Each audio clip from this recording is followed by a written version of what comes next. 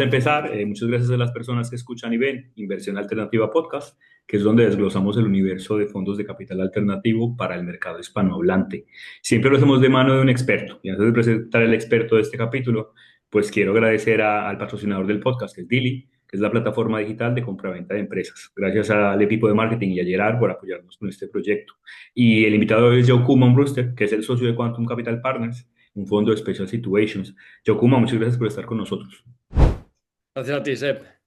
Super. Oye, señor, pues nada, normalmente lo que hacemos es empezamos el podcast dando unas pinceladas, o yo doy unas pinceladas de la carrera de la persona.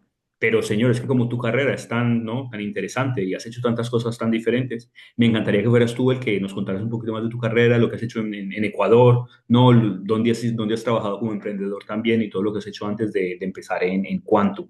Así que si nos puedes contar, Yokuma. Vale, pues cuando acabé la carrera, que estudié en Alemania y en España y también hice un máster en Inglaterra, todos mis amigos se fueron a trabajar a Londres y a Nueva York y algunos a Madrid, pero yo me fui a trabajar a una explotación forestal en el norte de Asturias. A pastorear cabras, que no quería que se comieran los árboles que estaba plantando. Y nada, y luego ya di el salto un poco al mundo empresarial y me metí en algunas empresas que necesitaban un poquito de ajustes o reestructuraciones o lo que sea. Y ahí un poco pues me especialicé en eso, sobre todo llevé a cabo la reestructuración de una cadena de bricolaje que salió muy bien.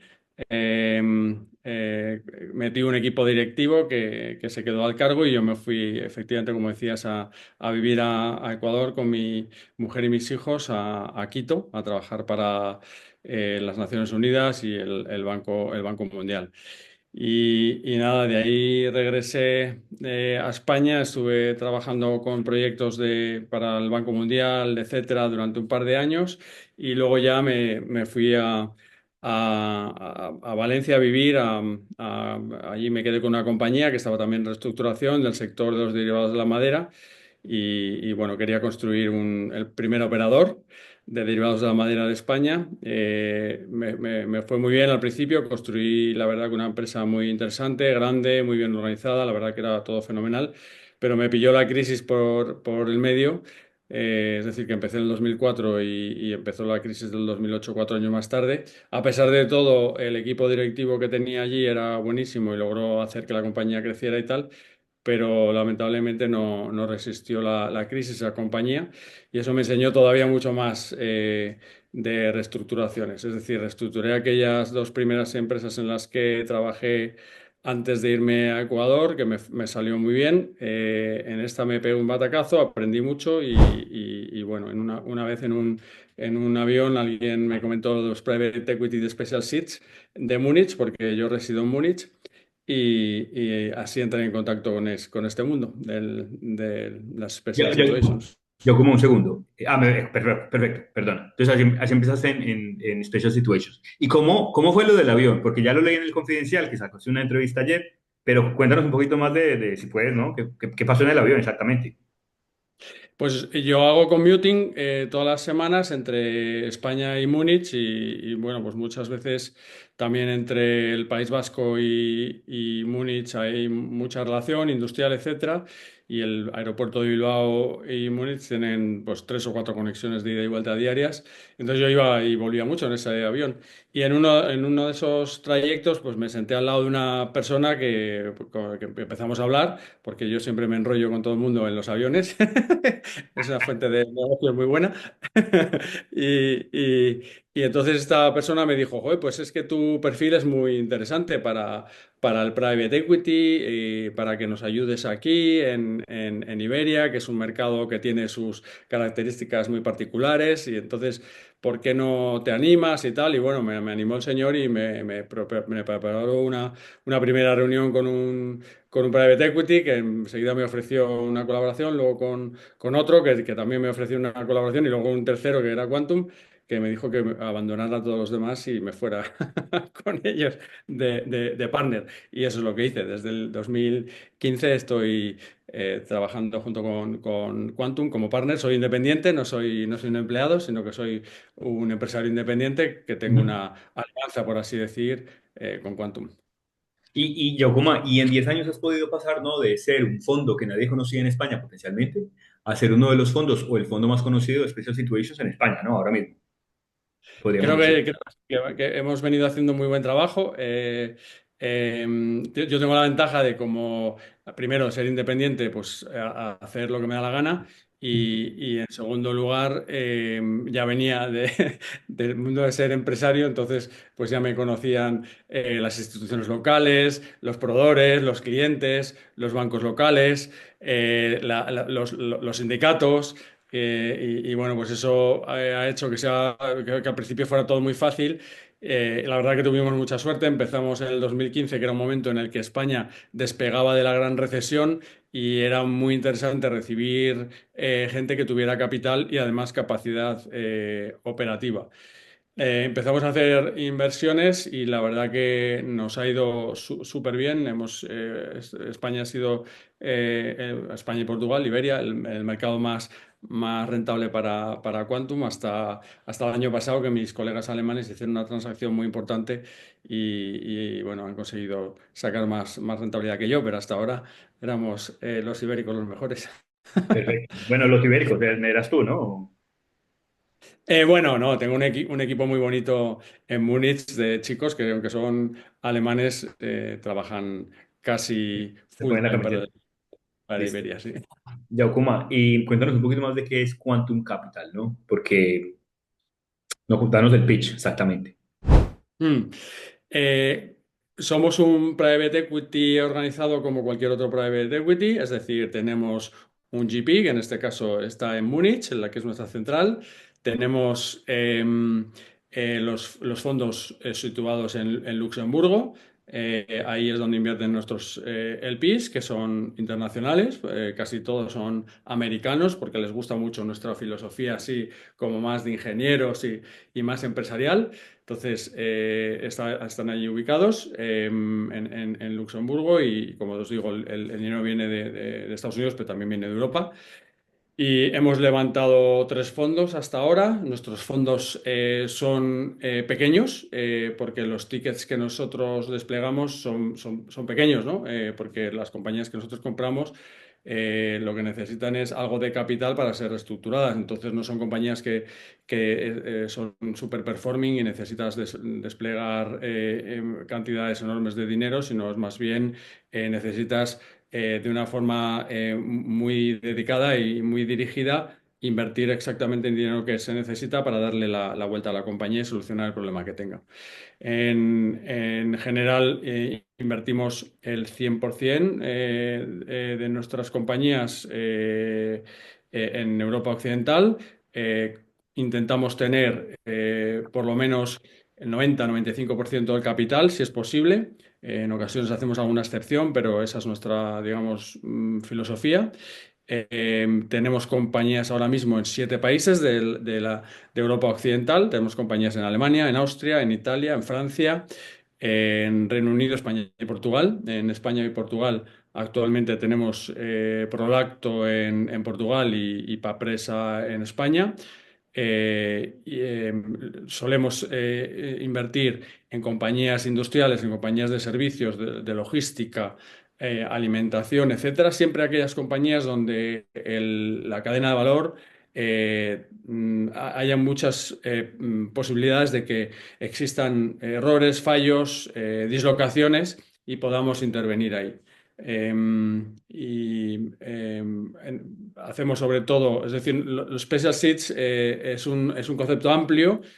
Muchas veces no todo el mundo lo tiene súper bien identificado y me entretengo un momentito en explicarlo. Special seeds es todo aquello que tenga que ver con compañías que estén sufriendo una dislocación, un pequeño evento que esté perjudicando su performance, alguna situación más complicada que necesite una transformación, un redireccionamiento, etcétera. Entonces, Nosotros invertimos en esas compañías que otros private equities o otros inversores profesionales no invertirían en ellas, porque nosotros le vemos la posibilidad de, llevando a cabo una pequeña inyección de capital y una transformación operativa, sacarles valor. Entonces, las cuatro subdisciplinas dentro de Special Situations son el distress, que todo el mundo lo conoce muy bien, que es simplemente que hay una dislocación en el balance. Eso no es lo que más hacemos nosotros, aunque lo podemos hacer, ¿vale?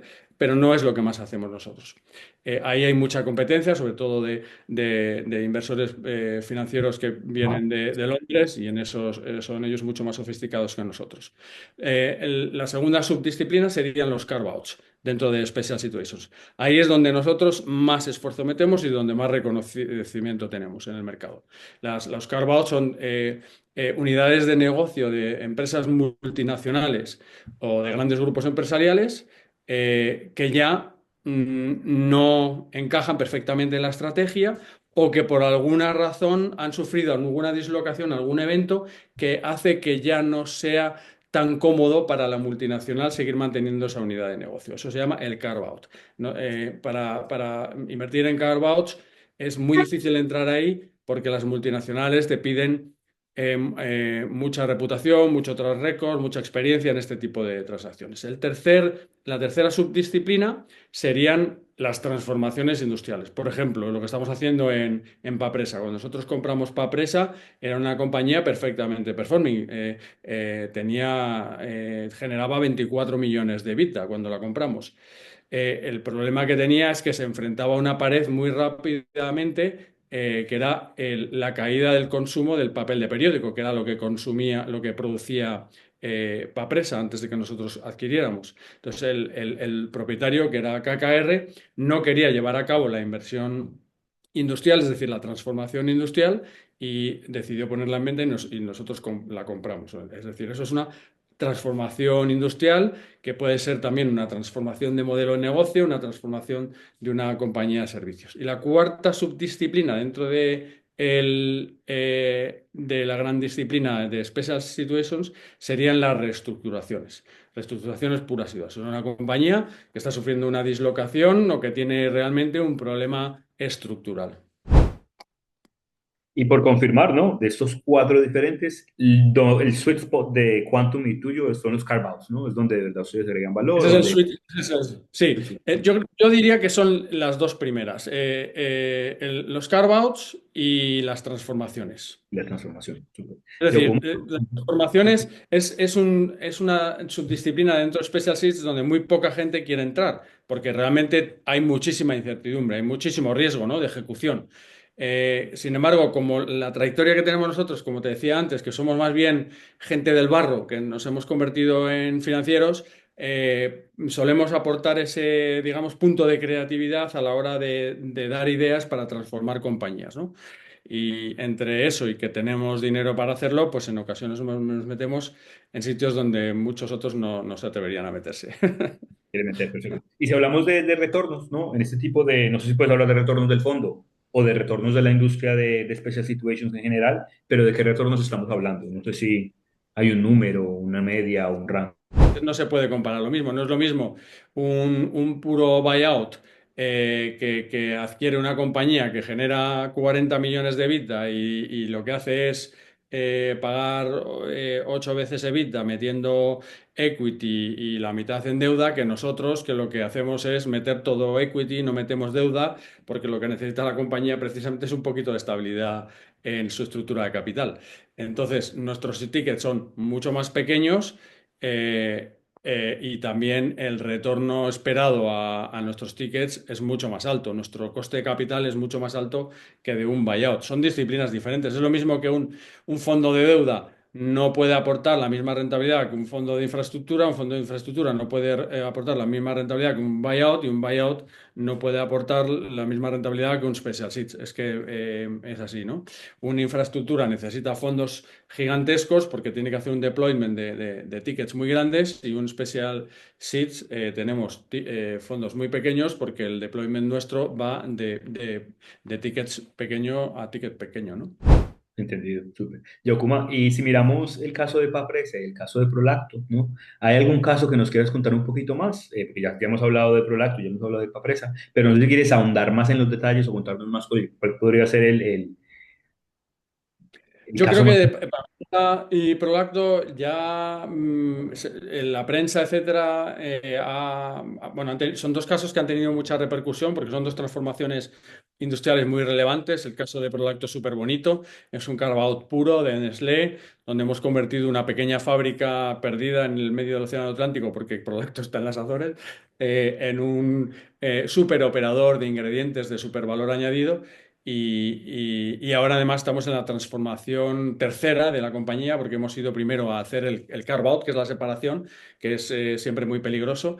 La segunda transformación ha sido la de proveedores, clientes y gama de productos. Y la tercera en la que estamos ahora metidos es la transformación hacia la producción sin huella de CO2, que estamos muy satisfechos digamos, con el curso de los acontecimientos y las inversiones que estamos haciendo, porque estamos consiguiendo no solo eliminar completamente la huella de CO2, sino también generar mucha rentabilidad por eso.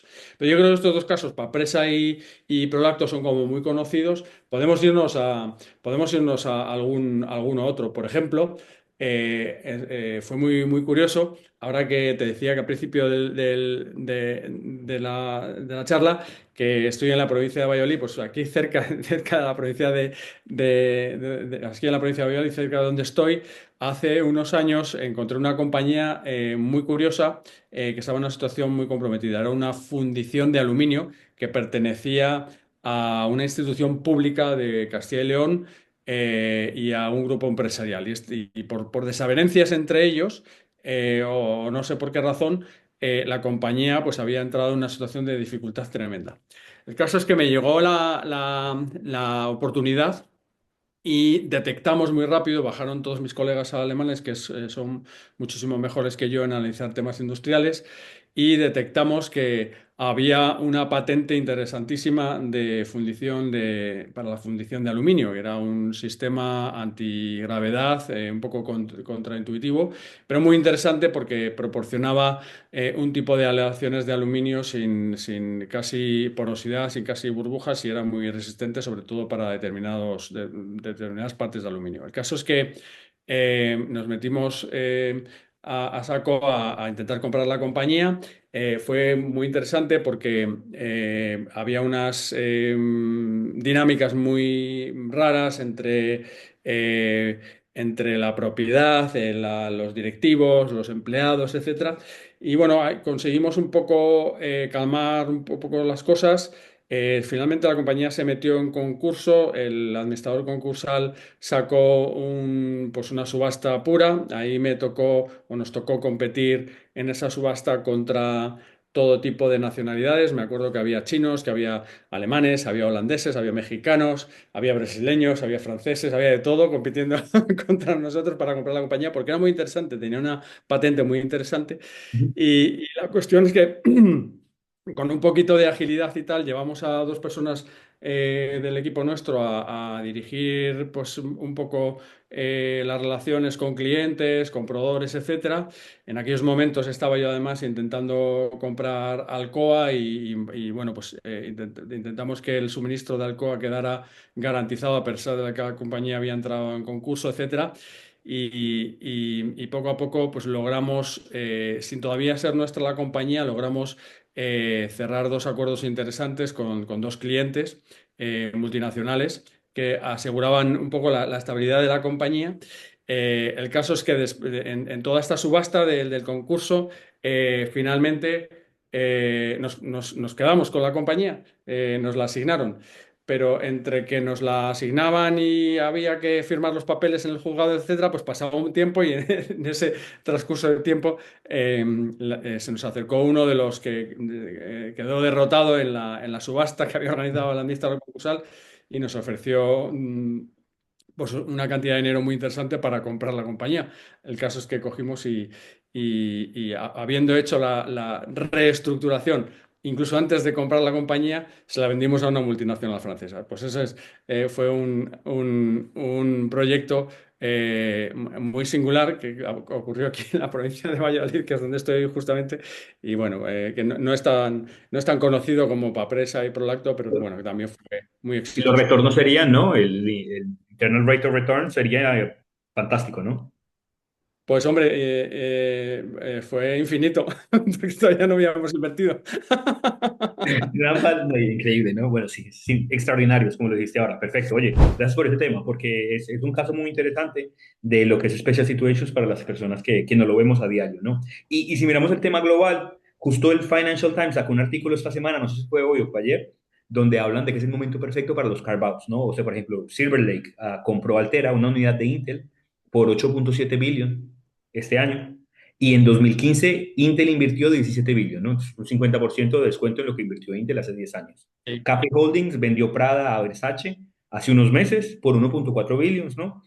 Y Versace había comprado Prada por 2.1 billones en 2018. Y Callaway, la empresa esta de golf, vendió Jack Wolfskin a un inversor chino por 290 millones. Pero es que en 2018 pagaron 500 millones. Entonces, dice el Financial Times que es el momento perfecto para los carve-outs, ¿no? Y para las inversiones de las empresas. Y es el momento perfecto para fondos como Quantum Capital Partners para invertir, ¿no? Y pescar en río revuelto. ¿Cómo lo ves tú? Lo veo exactamente igual. Lo que pasa que para nosotros el momento perfecto es casi siempre. Casi siempre que haya un poquito de certidumbre, ¿no? A mí me da igual que sea certidumbre de que vamos hacia una crisis o certidumbre de que vamos hacia un boom económico, pero casi siempre, porque los carve-outs a los que nosotros nos dirigimos son carve-outs, digamos, que son molestos, ¿no? Para el propietario. Son compañías que están sufriendo algún issue, alguna característica incómoda, están fuera de la estrategia, tienen algo, a lo mejor algún problema laboral, tienen algún problema de compliance, tienen algún problema medioambiental, tienen algún problema económico, y esos son los carve-outs que nosotros adquirimos. Estos que estabas mencionando, efectivamente, también son interesantes, digamos, en el panorama general, pero estos suelen ocurrir más en momentos en los que hay algo más de certidumbre, o por lo menos eh, algo más de certidumbre de que no vamos a una recesión, que la verdad que ahora mismo que estoy contándote esto, no tengo ni idea si, si tenemos alguna certidumbre de hacia dónde vamos. Pero bueno, en los carve-outs nuestros, realmente las multinacionales siempre tienen activos de los que quieren deshacerse, por estas razones que te enumeraba antes. Entonces da igual que sea un momento de boom, un momento de crisis o un momento de nada. O sea, siempre hay activos que desean deshacerse de ellos porque no están cómodos con ese activo, ¿no? Que son Ok. activos normalmente más pequeños que lo que tú me estabas mencionando. Ya como volviendo al tema local, ¿no? En España, si miramos un Sí. poco, ya ni siquiera cómo ven los medios o cómo ve la sociedad española los fondos de Special Situations o Distress, ¿no? Pero cómo ven la sociedad y los medios los fondos de capital privado, ¿no? ¿Cómo crees tú que se puede hacer para mejorar? Porque desde mi punto de vista hay muy poca información y esto del fondo buitre, ¿no? Es un estigma muy potente en la industria. ¿Cómo lo ves tú? ¿Qué crees que se tiene que hacer para cambiar esto? Pues yo creo que hay como dos sociedades, ¿no? Una sociedad que tiene más información, que suele estar más formada, más informada, a lo mejor está en ambientes en los que es más frecuente este tipo de cosas, y otro tipo de sociedad donde todavía cuesta. Efectivamente, cuando nos toca comprar compañías en lugares alejados de centros de decisión importantes como, pues como sean Barcelona, Madrid, Lisboa o Porto, en ocasiones sí sufres ese estigma de alguien malo, ¿no? Cuando en nuestro caso encima lo que vamos es a comprar una compañía que lo que vamos es a tratar de salvarla, ¿no? Que no siempre es fácil y a lo mejor no siempre lo conseguimos, pero lo que vamos a hacer es dejarnos la piel para intentarlo conseguir. Entonces sí que es verdad que todavía existe ese estigma, creo que la gente joven quizá menos, la gente más mayor, etcétera, todavía más. Pero también veo la súper esperanza de iniciativas como, bueno, en primer lugar, que la población está empezando a invertir más por su cuenta en acciones, Y en segundo lugar, aquellos que ya están invirtiendo en acciones están dándose cuenta que los alternativos es una opción buenísima de sacar rentabilidad. Y iniciativas como Crescenta, por ejemplo, Ujú. son increíbles en este aspecto, ¿no? Que está popularizando y dando acceso a la población general a invertir pequeños tickets en alternativos, en private equity. Yo creo que eso es buenísimo, muy positivo. Estoy de acuerdo, están educando mucho la sociedad española, ¿no? Con un modelo muy agresivo de marketing, muy, Sí. muy innovador, la Antes verdad. querría decir, Sep, dos cosas para romper una lanza a favor de España, ¿vale? Y esto es algo que muchas veces ni siquiera en España nos damos cuenta. En primer lugar, el marco legal español cuenta con una legislación que se llama, le llaman, vamos, no sé cómo se llamará en términos técnicos, pero le llaman a esta legislación la ley de startups. La ley de startups es una legislación increíblemente competitiva con respecto a otros marcos jurídicos, por ejemplo, con respecto al marco jurídico alemán, para atraer talento, atraer capital, profesionalizar la inversión, que el mercado sea más líquido y ojalá esta misma ley de startups digamos, ampliara a todos los países de la Unión Europea, incluyendo a Portugal, que a mí me afecta mucho, pero incluyendo a todos los países, porque es realmente una ley que genera muchísima atracción de talento, capital y liquidez en el mercado, y es buenísimo para un país con tantas pymes como España. Y la segunda increíble característica del panorama legislativo español es que esa me afecta más particularmente a mí, que es la legislación de la nueva ley de reestructuraciones o la nueva ley concursal. Bueno, es una Ok. ley que se llama más bien la nueva ley concursal y yo la llamo la ley de reestructuraciones porque ahora la fase inicial ya no se llama preconcurso, sino que se llama fase de reestructuración. Esta es una ley súper ágil, dinámica, increíblemente atractiva para los poseedores de capital, los inversores que hacemos reestructuraciones, muy atractiva. Muy dinámica, le pega 14 pasadas a cualquier legislación de Europa continental, no te lo puedes imaginar, Ok. y hace que los inversores nos hace que podamos entrar en compañías en reestructuración de una forma muy dinámica, pero también nos hace ponernos las pilas cuando somos los propietarios del capital, porque nos puede pasar lo contrario, ¿no? Que alguien que está fuera del capital entre de una forma hostil. Entonces, yo pienso que estas dos legislaciones, la ley de reestructuraciones y la ley de startups, han generado muchísima competitividad en el tejido empresarial español. Perfecto, oye, gracias por la opinión y gracias por las flores a la ley, ¿no? De startups y la ley concursal en España. Y a Crescenta también, que se llevó marketing gratis de aquí. De acuerdo. Si miramos el Ya le tema de... pediré a Eduardo Navarro que nos invite a una cena, a ti y a mí. Y hablando siguiendo en el mercado local, ¿no? Tú y yo hablamos un poco de la inversión o de fondos que pudieran competir de forma local con Quantum, y no hay muchos, ¿no? Desde nuestro No, recopilatorio, recopilamos o los datos que recopilamos desde nuestra empresa, tenemos que en 2023 Starboard, ¿no? Que es un fondo brasileño con miles de millones de euros de inversión en carve-outs, lanzó una gestora en España, pero hace 2 años, y Black Pearl Capital quería levantar 70 millones para invertir en special situations, pero en pymes, que esto no compite contigo. Aparte de eso, no hay nada más en España que no, con lo que ustedes puedan competir. Son otros fondos alemanes, fondos ingleses, fondos americanos, pero sí. poco más, ¿verdad?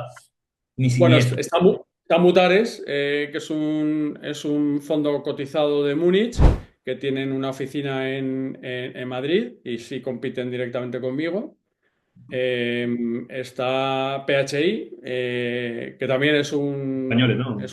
es un carve-out o una spin-off de otro fondo de Múnich también. Digamos que estos dos sí compiten conmigo. Otros han salido de este mercado. Date cuenta que este mercado nuestro es muy incómodo. ¿Por qué? Porque nosotros gestionamos fondos mucho más pequeños que un private equity de carve-outs, digo, Ujú, de buyouts, ¿no? ujú. Mucho más pequeños, mucho más pequeños. Por lo tanto, los fees de gestión nuestros son mucho más pequeños. No podemos vivir de los fees. Tenemos que vivir realmente del éxito que tengamos en la operación de las compañías.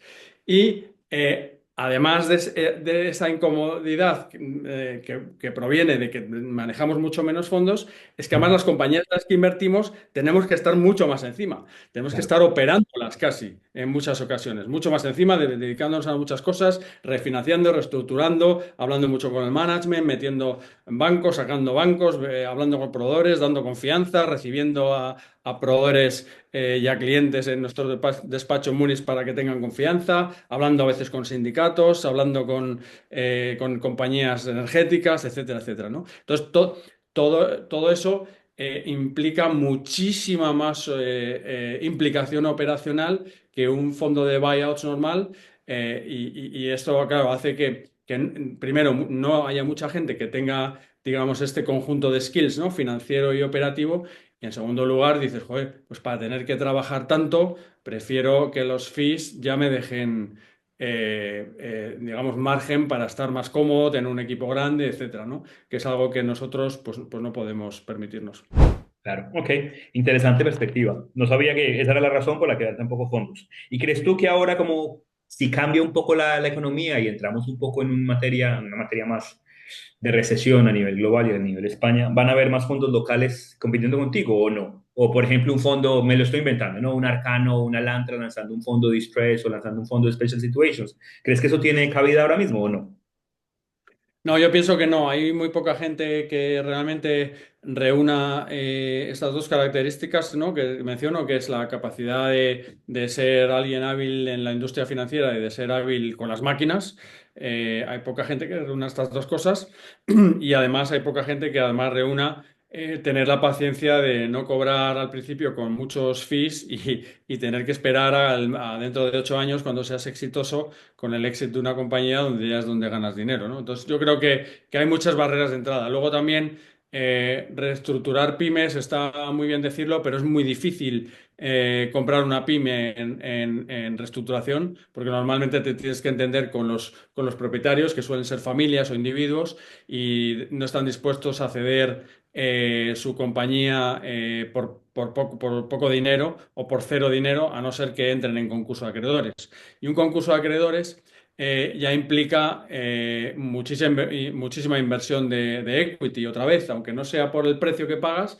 A lo mejor pagas por la compañía 1 euro, pero el working capital que tienes que invertir suele ser muy sustancial. Y luego tienes que poner además avales, etcétera, para que ir bajando esa working capital o para que te den líneas de financiación los bancos, etcétera. Es decir, que el consumo de capital en un concurso suele ser muy grande.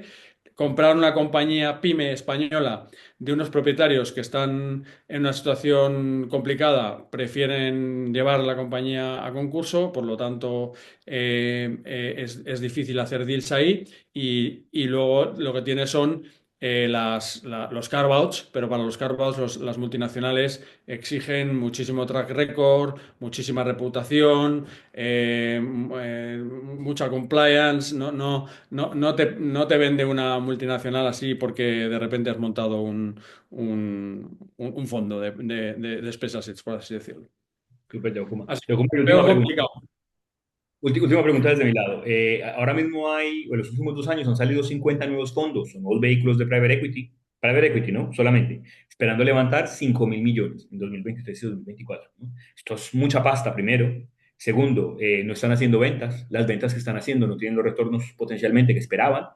¿Y cómo ves tú desde fondos Distress o Special Situations invertir en participar de fondos private equity en una situación especial? ¿Eso va a pasar? ¿Eso no lo ves? ¿Qué crees tú? No sé si nos puedes dar una pincelada rápida de esto. No, no, sí, sí lo vemos. De hecho, Papresa es una compañía que compramos de KKR, que es un fondo de private equity.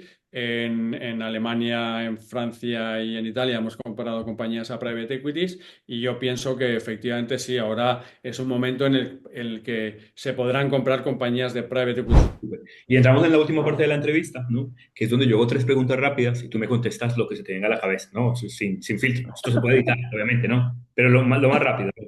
Yo hablo con mucha gente de la industria y les pregunto, yo, ¿dónde inviertes el bonus? Y la gran mayoría de personas invierten en real estate o no, en indexados o en asset class súper básicos. ¿Tú dónde inviertes el bonus, no, Yakuma? Pues mira, yo invierto sobre todo en bolsa porque quiero tener activos líquidos y acceder a mi liquidez muy rápido. Sigo la misma, digamos, el mismo tipo de análisis que sigo en private equity. Tengo también mucho en real estate y tengo también en private equity. Ok, directamente en private equity, ¿no? Y directamente, sí. Listo. En otros fondos. Otros fondos. Súper. Segundo, tú seguramente tienes días de muchísimas reuniones, ¿no? 10, 11, 12 reuniones en el mismo día, digo yo.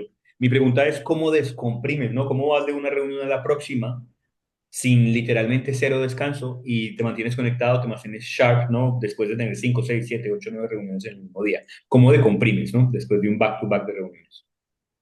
No, nunca tengo 10 reuniones en el mismo día. Todo, Y ¿eh? si tuviera 10 reuniones me despediría a mí mismo por desastre de organización. Pero vamos, sí, hay días que sí que hay más reuniones, pero lo que yo hago es mucho deporte. Entonces, ahora mismo, justo antes de este podcast, me he cogido la bici una hora y me he hecho 20 kilómetros y después he jugado una partida de ajedrez con mi hijo antes de venir aquí al podcast. ¿Cuánta energía? Ya como última pregunta, ¿no? ¿Cuál es y no me vayas a decir que los activos de distress, por favor, pero cuál es el asset class con más potencial ahora mismo en España, ¿no? De activos alternativos, que no sea special situation. Ah, o sea, de alternativos o... Alternativos, sí, de activos alternativos. ¿No? Que puede incluir cripto, lo que tú quieras, ¿no? Lo que no sea ni fixed income ni equities, basic equities, ¿no? Pues yo la verdad que invertiría en el sector real estate todavía. Ok, Sí, interesante. todo turístico. Ok, real estate turístico, listo. Pues nada, oye, Yaokuma, esto fue rápido, la verdad. Hemos llegado al final de la entrevista, así que muchas gracias por acompañarnos. Gracias a ti, Seper, eres un fenómeno. Yokuma, gracias. Y también gracias al patrocinador del podcast, Dili, que es la plataforma digital de compraventa de empresas. Gracias al CEO, a Gerard y al departamento de marketing de Dili por apoyarnos con este proyecto. Y también, obviamente, muchas gracias a las personas que escuchan y ven Inversión Alternativa Podcast, que es donde desglosamos el universo de fondos de capital alternativo para el mercado hispanohablante. Lo hacemos siempre de las manos de un experto y esta vez contamos con Yokuma Ambruser, el socio de Quantum Capital Partners en Iberia. Gracias a todos por escucharnos y por ver.